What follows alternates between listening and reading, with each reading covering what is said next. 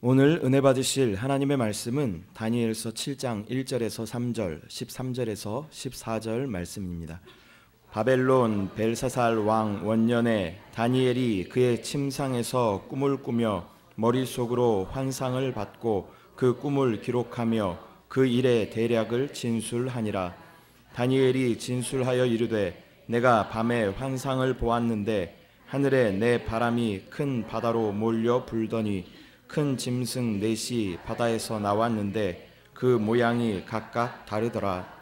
내가 또 밤 환상 중에 보니 인자 같은 이가 하늘 구름을 타고 와서 옛적부터 항상 계신 이에게 나아가 그 앞으로 인도되매 그에게 권세와 영광과 나라를 주고 모든 백성과 나라들과 다른 언어를 말하는 모든 자들이 그를 섬기게 하였으니 그의 권세는 소멸되지 아니하는 영원한 권세요 그의 나라는 멸망하지 아니할 것이니라. 아멘. 저는 다니엘서 이제 7장 말씀을 가지고 제목은 다니엘이 본 꿈과 환상이란 제목으로 말씀을 나누겠습니다. 이 다니엘서는 크게 두 파트로 나누어져 있는데 첫 번째는 1장부터 6장까지 주된 내용인 이 하나님의 백성이 영적으로 타락하여 포로 가운데 있을지라도 그 안에 이기는 자들이 있다는 거예요. 항상 교회도 마찬가지입니다. 그래도 교회가 영적으로 이렇게 타락을 할지라도 그래도 그 안에 항상 이기는 자를 통해서 하나님은 하나님의 뜻을 이끌어가는, 그래서 1장부터 6장까지는 그 바로 우상을 이기고 세상을 이기고 그러한 모습을 여기에 쭉 몇몇 사람을 통해서 우리에게 보여주는 간증이 기록되어 있고, 그 다음부터는 이제 7장부터 이제 12장까지는 이 다니엘이 꿈과 환상을 보는데 그 다니엘이 본 그 꿈과 환상은 다른 것이 아니라 이 세계 정부가 어떻게 진행될 것인가, 지난번에도 말했던 것처럼, 그리고 하나님의 그 통치, 나라, 왕국이 어떻게 세워지는가, 그러한 위대한 큰 그림을 꿈과 환상으로 여기에 기록을 쭉 합니다. 알다시피 하나님의 첫 번째 창조는 아름다웠습니다. 그래서 창세기 1장 1절에 태초에 하나님이 천지를 창조했다. 늘 말씀하지만 창조라는 것은요, 거기에 질서가 있고 뭐가 있어요? 아름다움이 있는 거예요. 이 또 나름대로 이렇게 꽃꽂이를 나름대로 뭐 창조라고 말하지 않지만 이렇게 만들어냈을 때 나름대로 그 꽃꽂이 작가의 이 마음이 드는 거였어요. 이 꽃을 어떤 의미로, 어떤 방향으로, 이런 나름대로 이 어떤 무엇을 만들 때는 거기에 대한 의미와 거기에 질서와 뭐가 있어요? 아름다움이 있었어요. 첫 번째 창조에. 그런데 알다시피 이 우주에는, 이 땅에는 하나님을 반대하는, 하나님을 거역한 한 세력이 있습니다. 그 세력은 우리가 사단, 어둠의 영이라고 말합니다. 그래서 이 땅이 공허하고 혼돈하고 어둠이 깊음 위에 있었다, 이렇게 창세기 1장 2절은 말씀을 합니다. 그래서 하나님께서 이제 이 모든 것을 다시 한번 회복하기 위해서 하나님은 다시 심판받은 이 우주와 이 지구를 회복하죠. 지구가 심판받았다는 뜻은요, 지구가 알다시피 물로 가득 덮여져 있었어요. 그래서 성령께서 재창조를 하기 위해서 수면에 운행하시죠, 성령이. 그리고 이제 빛이 있어라 하고 빛이 있었고, 이제 이 궁창을 만들면서 위의 물과 아래 물을 나누면서 이 공간, 공중을 이렇게 만드시면서 이제 이 땅을 회복하는 이야기가 창세기 1장에 쭉 기록되어 있습니다. 하나님이 이 심판받은 지구를 다시 한번 회복하기 위해서 사람은 누구를 만드시냐면 사람을 만드시죠. 그래서 하나님이 사람을 우리의 형상과 모양대로. 첫 번째 창조의 중심은 천사였는데 천사는 하나님의 형상과 모양을 갖고 있지 않아요. 왜? 천사는 종일 뿐입니다. 그러나 앞으로 하나님이 우리를, 사람을 창조할 때 하나님은 그 사람을 하나님의 아들로, 상속자로 만들기로 작정한 거예요. 그래서 하나님의 형상과 모양대로 만들고, 그로 하여금 모든 것을 다스리게 하자. 특별히 땅에 기는 모든 것을 다스리자. 뭐 땅에 기는 것은 늘 말하지만 이 뱀과 정갈, 마주 어둠의 영들을 상징하는 겁니다. 그런데 이 사단이 또 사람을 어떻게 했어요? 타락을 시킵니다. 그러니까 사람이 아름답게 창조됐을 때 사람이 타락하면 사람과 함께 이 온 땅이 타락을 한 거예요. 그래서 이 첫 번째 창조가 또 더럽혀졌습니다. 그래서 하나님께서는 궁극적으로 이 땅을 다시 한번 회복하는 역사를 성경의 역사라고 말씀드릴 수 있습니다. 그래서 성경 맨 끝에는 새 하늘, 그 다음 뭐예요? 새 땅, 그리고 새 예루살렘을 하나님은 재완성, 회복하셔서 하나님의 영광을 나타내십니다. 그런데 그래서 사람이 이제는 새 하늘과 새 땅과 새 예루살렘을 만드는 그런 가족 가운데 하나님에겐 이 두 가지 문제가 있어요. 첫 번째는 사람이 타락했다는 거예요. 그래서 이 사람이 창조됐을 때 창조된 옛창조, 첫 번째 옛창조의 모든 것들이 타락 가운데 있다. 사람이 타락함으로 그 사단은 사람의 타락을 자기의 죄 짓는 죄성을 사람의 육신 안에 집어넣은 거예요. 사람이 가는 곳곳마다 다 죄를 뿌려놓고 다니는 거예요. 사람이 가는 곳마다 다 뭐예요? 죄의 발자국이 될 수밖에 없습니다. 그래서 하나님은 이 옛창조에 대한 문제가 있는 거예요. 그것은 사람이 가지고 있어요. 그래서 하나님은 이 옛창조의 문제와 또 하나의 문제가 있는데, 이제 옛창조로 시작된 사람들이 이 땅에 번성하기 시작해갖고 나름대로 나라를 만듭니다. 세상 자기의 사람의 정부를 만들어요. 그래서 이 땅에는 많은 나라들이 바벨탑 사건으로 인하여 흩어졌죠. 이렇게 흩어지면서 각각 언어가 통하는 사람끼리 모여갖고 살다 보니까 거기에 각자 나라들이, 지도자들이 생기면서 국가가, 나라들이, 정부들이 생기면서 온 땅에 우리는 뭐예요? 대한민국 이렇게 말해요. 이 세상에 인간 정부가 있습니다. 그러니까 인간 정부는 지난번에 공부했던 인간 정부의 특징은 다른 게 아닙니다. 하나님을 반역하는 거예요. 하나님을 대적하는 일이 세상 정부의 대부분 목적입니다. 그런 목적을 갖고 있지 않지만 그 배후의 사단의 조종을 받기 때문에 그렇게 할 수밖에 없는, 우리 대한민국 우리도 사실 하나님에 대해서 대적적이죠. 뭐 알다시피 요즘에 동성애를 허락한 것을 막 밀고 나가잖아. 이런 거 뭐예요? 하나님의 법에 대한 반대하는 그런 것이라고도 말씀드릴 수 있는 거예요. 예를 들어서. 그 다음에 뭐예요? 사람을 높여요. 여러분, 하나님만이 창조주고 사람은 피조물인데, 피조물을 높인다는 것은 한마디로 우상을 갖는다는 거예요. 이 세상 정부는 다 우상을 갖게 만들죠, 결국. 이것이 바로 세상 정부니까 하나님은 옛사람의 문제가 있고 죄로 인한, 두 번째는 세상 정부에 대한 문제를 갖고 있어요. 하나님 이것을 다 정리하셔야 돼요. 그래야지 뭐가 돼요? 새 하늘과 새 땅과 새 예루살렘이 이 땅에 이루어질 수 있습니다. 하나님은 지속적으로 이 큰 일을 우주 안에서, 이 지구 안에서 행하십니다. 우리는 그런 건 별로 관심이 없지만 하나님은 관심이 있으셔요. 여러분도 관심 있기를 축복합니다. 그래서 하나님은 인간이 갖고 있는, 옛사람이 갖고 있는, 타락한 사람이 갖고 있는 근본적인 문제가 죄로부터 시작했어요.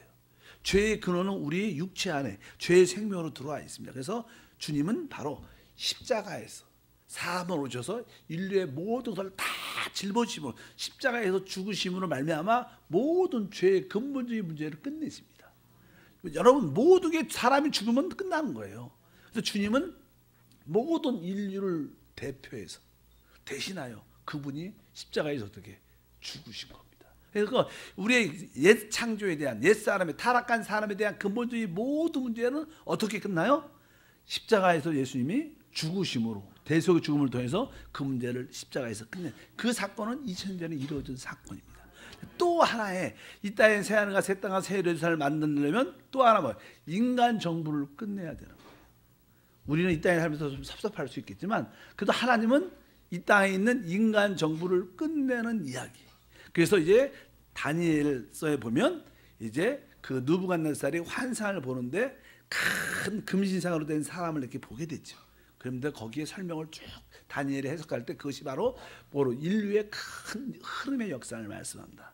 그래서 이제 바벨 때 사건으로 큰 나라들이 형성되면서 가장 큰 나라는, 그냥 역사적으로 볼 때 우리가 조그만 나라들도 많지만 크게 보면 인류의 역사, 보통 우리가 말하는 여기서 인류의 역사는요, 이 콜럼버스가 신대륙 미국을 아메리카라 그러죠. 아메리카를 발견하기 전까지는 모든 이 중심이, 지구의 중심이 지중해 팔레스타인 중심으로 거기가 중심이었어요. 그 전까지 그쪽이 발견이 안 됐으니까 모든 중심이 거기였습니다. 그래서 나는 미국에 대한 그런 말이 잘 안 나와요. 왜? 그 후에 성경은 그 전에 써 있으니까. 그래서 이 모든 지중해 중심의 모든 것이 이루어집니다. 그래서 일단은 하나님께서 이 모든 나라들을 회복하기 위해서, 심판하기 위해서 하나님의 역사가 있는데, 다른 것이 아니라 첫 번째 나라에는 우리가 알다시피 바벨론이란 대제국이 이 세상을 거의 통치하고 이끌어가는 그런 역사가 있습니다. 바벨론. 그래서 아직도 종종 이렇게 팝송이나 어떤 노래 보면요, 바벨론에 대한 그런 노래가 많이 나와요. 근데 그것을 우리는 우습게 생각 없이 부르겠지만, 그거는 뭐 옛날에 그 영광스러운 그 제국을 다시 한번 사모하는 인간의 그런 모습을 표현하는, 바벨론 제국이 뛰어난 제국이었거든요. 근데 그 바벨론이 망합니다.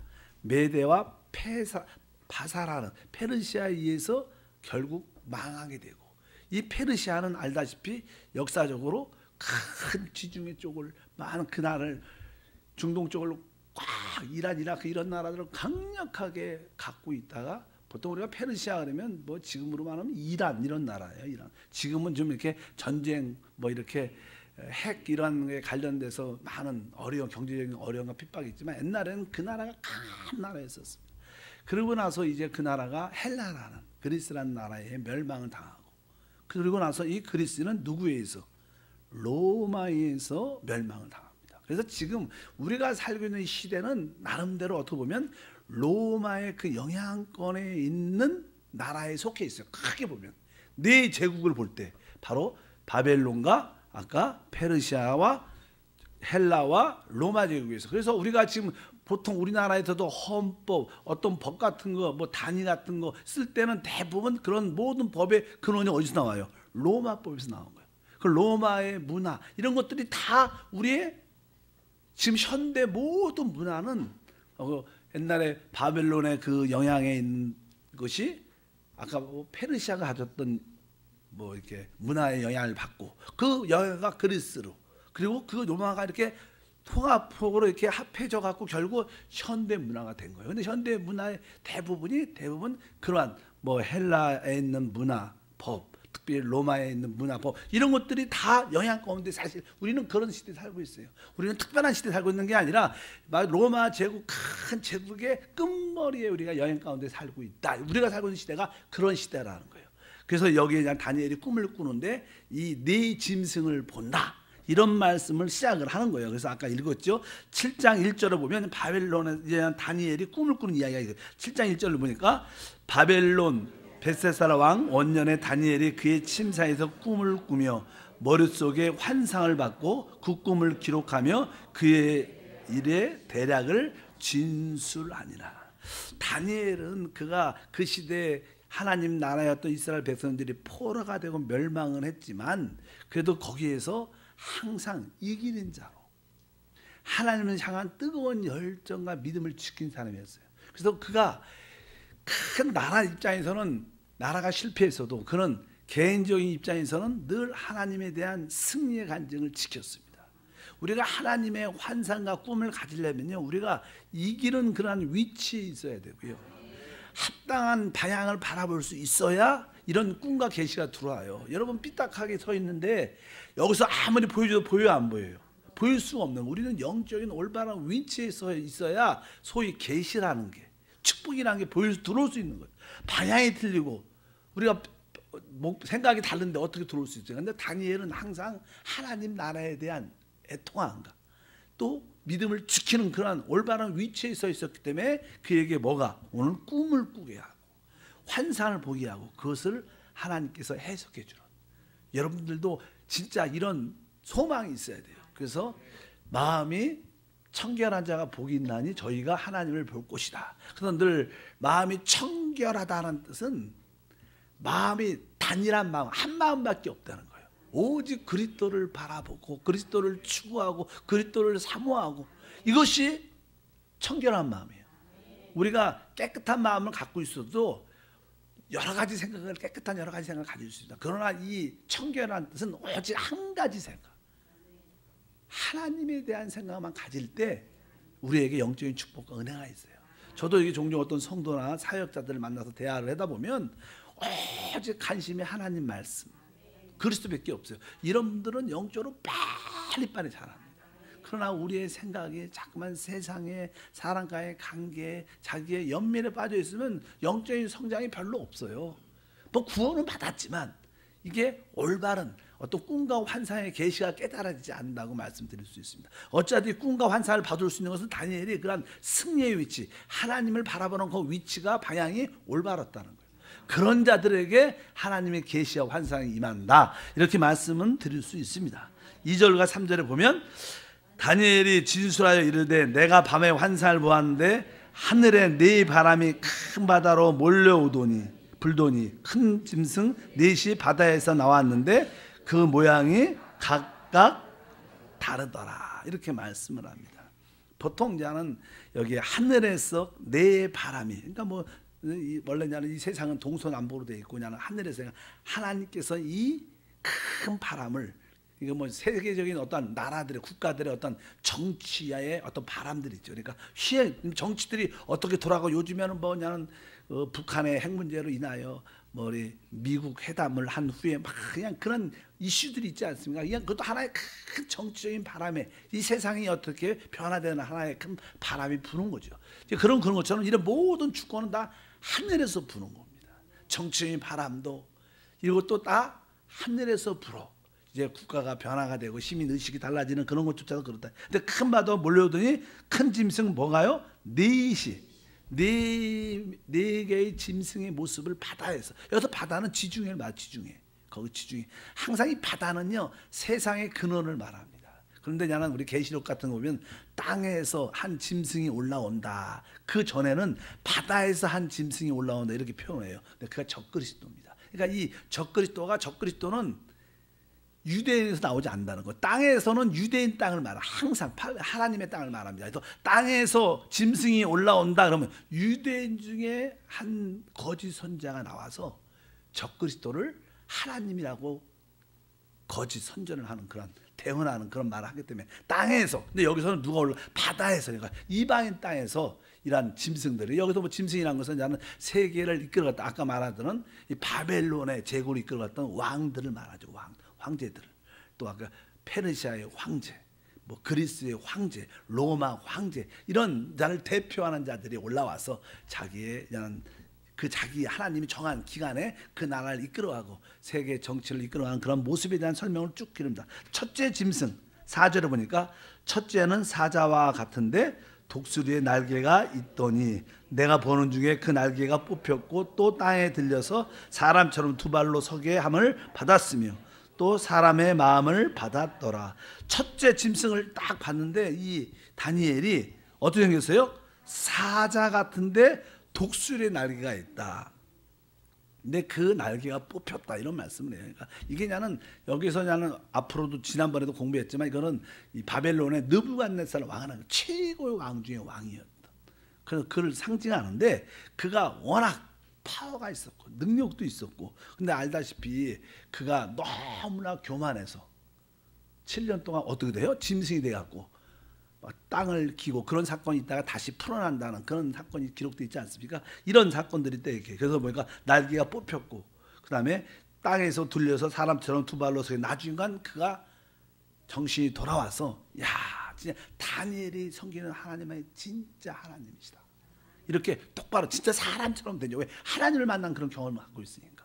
이렇게 그냥 변화된 그런 모습에 대한 이야기. 어찌하든지 첫 번째 짐승은 뭐 시간이 없어갖고요 자세히 설명할 수는 있지 않고, 첫 번째 짐승은 누굴 말하냐? 바벨론의 황제가 이러한 모습을 갖고 있고 그 나라가 어떠한 모습을 갖고 있는가. 뭐 여러분들 알다시피 사자는 짐승 중에 가장 왕입니다. 라이온 중에 라이온. 그러니까 막 포악하고 힘도 있고 그런 독수리같이 신속한 그런 모습을 갖는 강한 나라를 대표했다, 이렇게 말씀을 합니다. 뭐 넘어가 둘째 짐승 간단하게 5절에 보니까 또 보니 다른 짐승 곧 둘째는 공과 같은데, 이렇게 공같이 생겼어요. 그래서 보통 이제는 이 메데아 페르시아 나라가 이 바벨론을 멸망을 시키죠.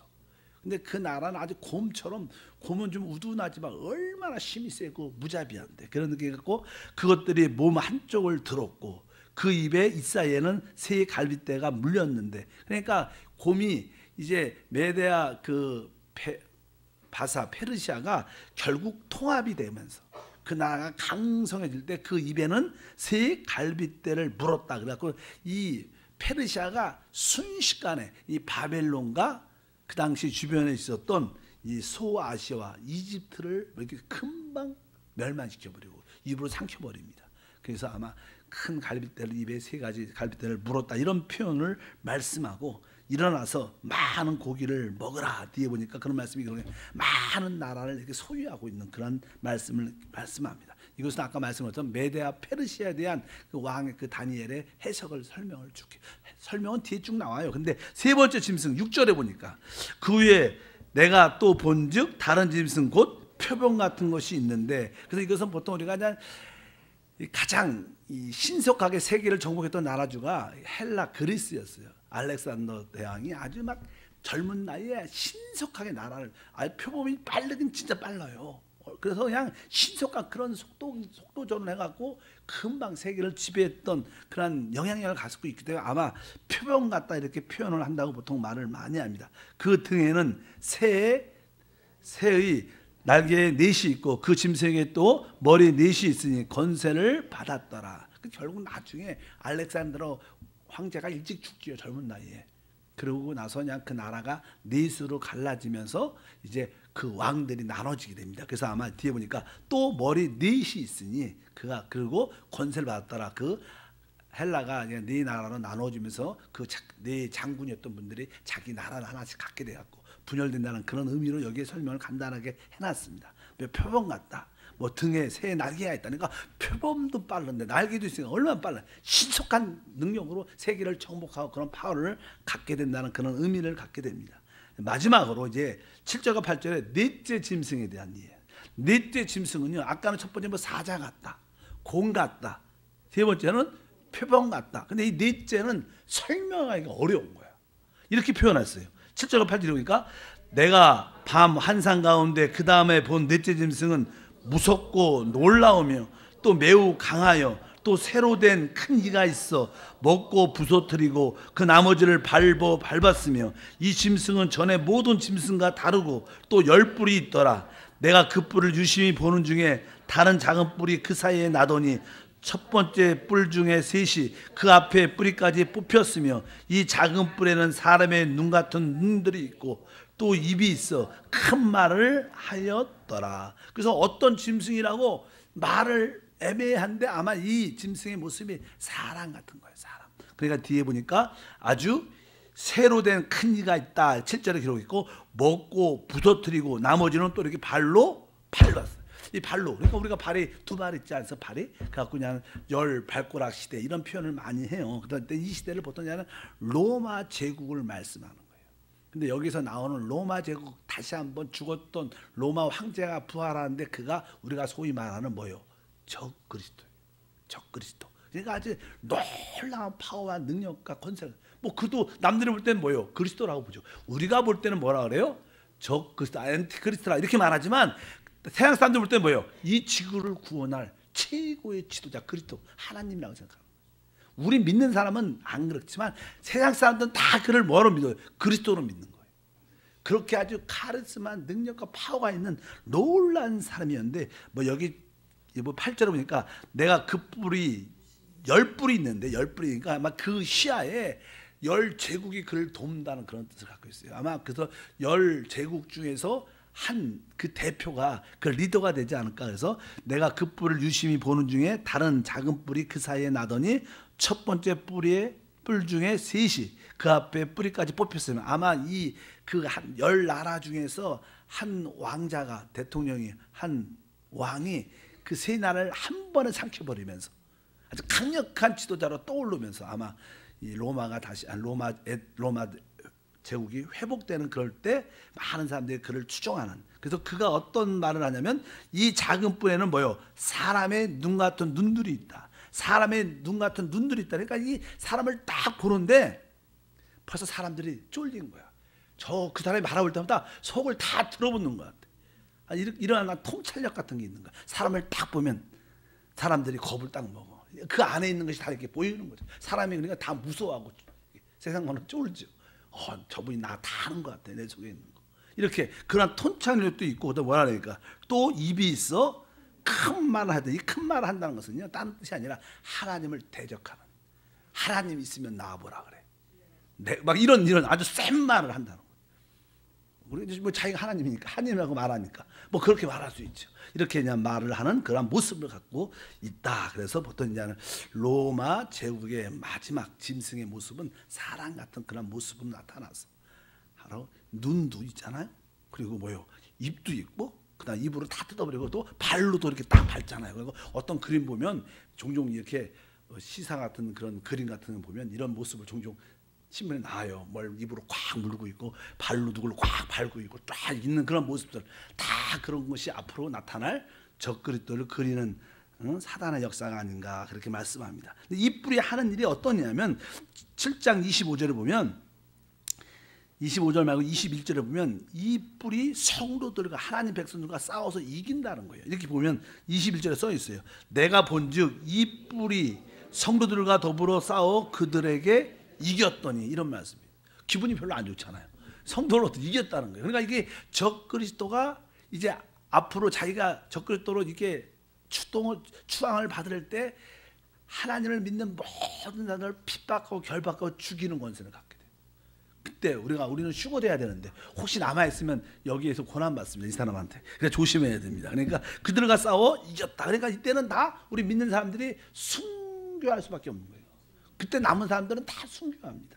혹시 이제는 하나님을 배반해서 그냥 목숨만 살려고 이 예를 추정할지 모르지만 실제로 진짜 참된 신앙인들은 666을 거부하면서 진짜 어떻게 순교할 수가 이길 수는 없으니까 순교를 당하는 그런 모습들이니까 그가 이겼다 그러면서 25절에 보니까 이렇게 말합니다. 그가 장차 지극히 높으신 이를 말로 대적하며 또 지극히 높으신 이의 성도들을 괴롭게 할 것이며 그가 또 때와 법을 고치자 할 것이며 성도들은 그의 손에 붙임바 되어 한 때야 두 때야 반 때를 지내리라. 그러면서 하나님 백성들이 그로 말미암아 많은 핍박과 반대 고통을 당해야 될 것이다. 그가 뒤에 보니까 그가 또 때와 법을 고치자 할 것이다.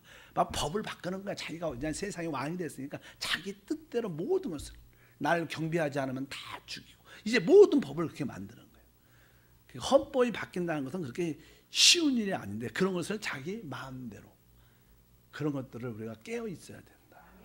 보통 그냥 국민들은 그런 인식이 약하니까 뭐 하면 하나보다 생각하지만 사실 그런 배후에는 큰 어둠의 영들의 역사에 있는 것을 깨닫고 근신하여 우리는 기도해야 될 줄 믿습니다.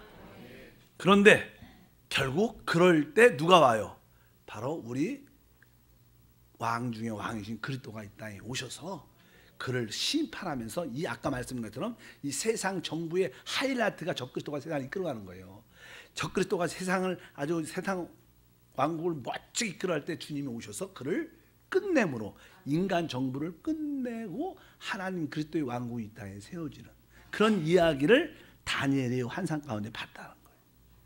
그래서 우리가 앞으로 이 세상 정부에 대한 너무 미련을 갖지 마시고 그리스도의 왕국에 주님의 오심에 대해서 우리 꿈을 갖는 그럴 때 참된 여러분들이 원하는 그 의로운 정부 깨끗한 정부 그런 정부가 이루어질 수 있어요. 이 세상 왕들은 절대로 그런 사람 나오지 않습니다.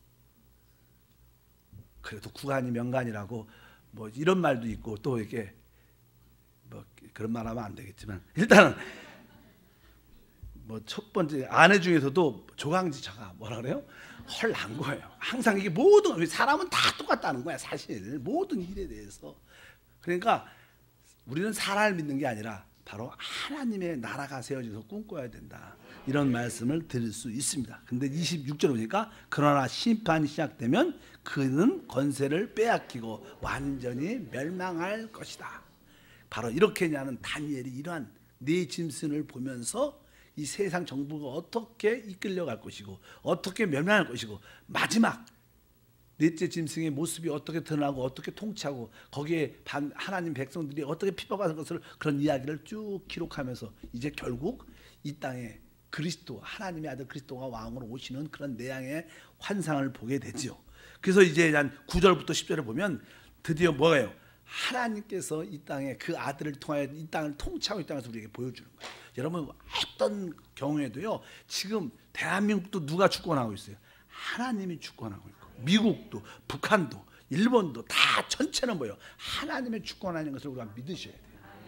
그분의 나라가 될 것을 우리는 믿으셔야 될 줄 믿습니다. 그래서 저는 9절과 10절에 이렇게 말씀하죠. 이제 이 땅을 통치하는 그 왕자와 보좌에 대한 것을 환상을 보지요. 이렇게 말합니다. 내가 보니 왕자가 놓이고 외적부터 항상 계신 이가 자정하셨는데 그의 옷은 시기가 눈 같고 그의 머리털은 깨끗한 양의 털 같고 그의 보좌는 불꽃이요 그의 발기는 타오르는 불이며 불이 강처럼 흘러 그 앞에서 나오며 그를 섬기는 자는 천천히요 그 앞에서 모셔 선 자는 만만이며 심판을 베푸는데 책들이 펴 놓였더라. 그래서 여기에서 이제 하나님의 보호자에 대한, 하나님의 왕자에 대한 그런 설명이 쭉, 이분이 뭐예요? 우리의 영원한 하나님이십니다.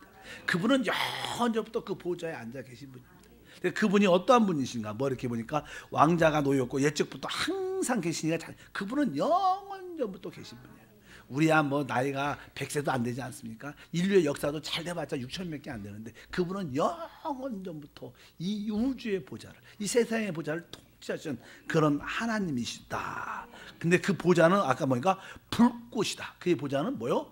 불꽃. 그분은 심판하시는 분이라는 것을 확실하게 우리에게 보여주신 줄 믿습니다. 그리고 그를 얼마나 그분이 영광스러운지, 그분을 그들을 섬기는 자는 몇 명이요?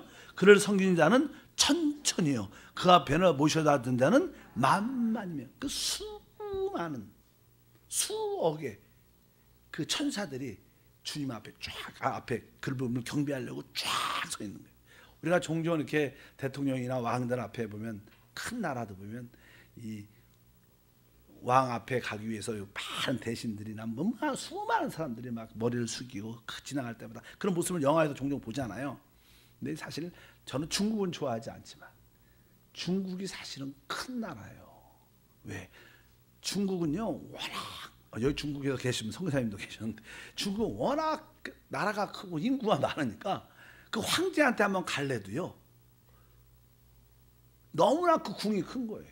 만약 예를 들어 우리는 뭐 덕수궁, 경복궁, 그러면 거기서는 보면 그렇게 말하면 안 되지만 우리나라에 있는 덕수궁, 경복궁 같은 거는 거기 지키는 사람들이 있는 거야.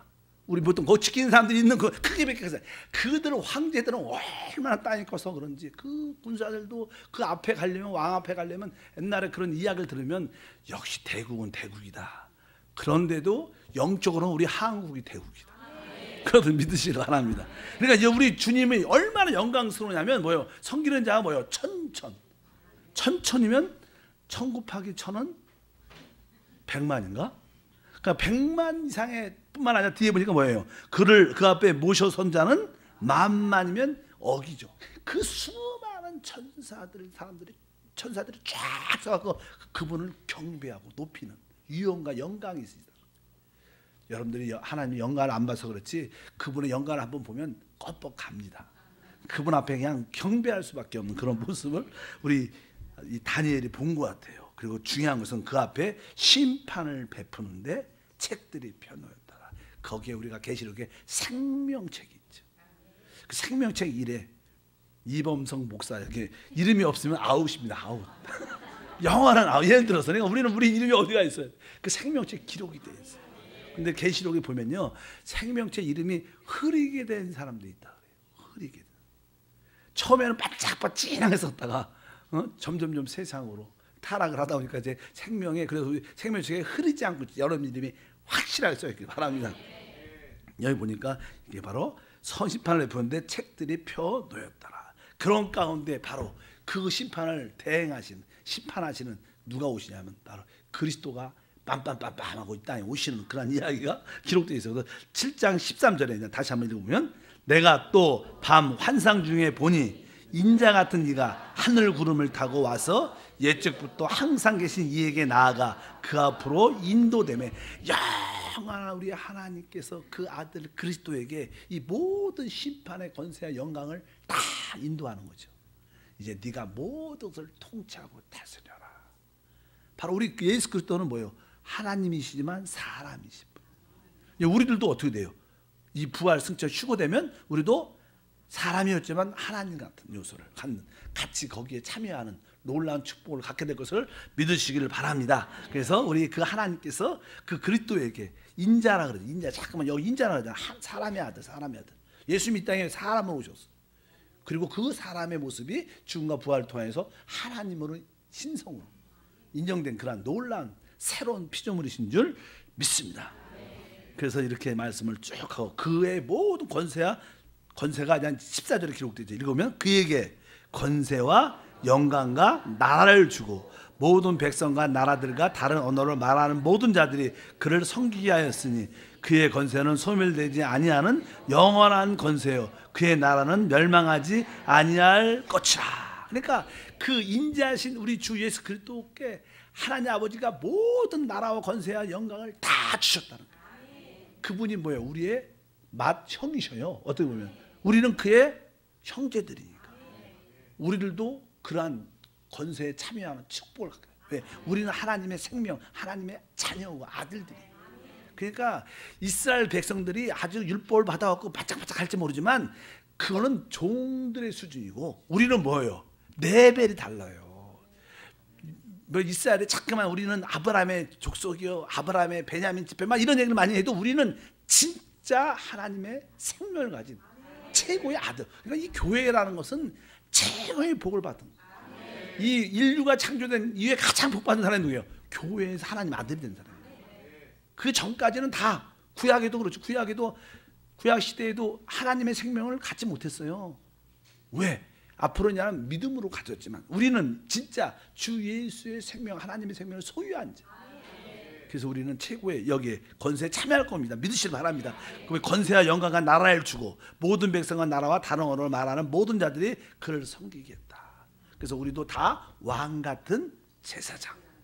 그래서 우리 밑에 많은 국민 백성들이 있어갖고 또 우리 하나님 아버지를 섬기는 것처럼 우리를 섬기는 그런 역사도 우리가 같이 동참하는 은혜에 참여할 줄 믿습니다.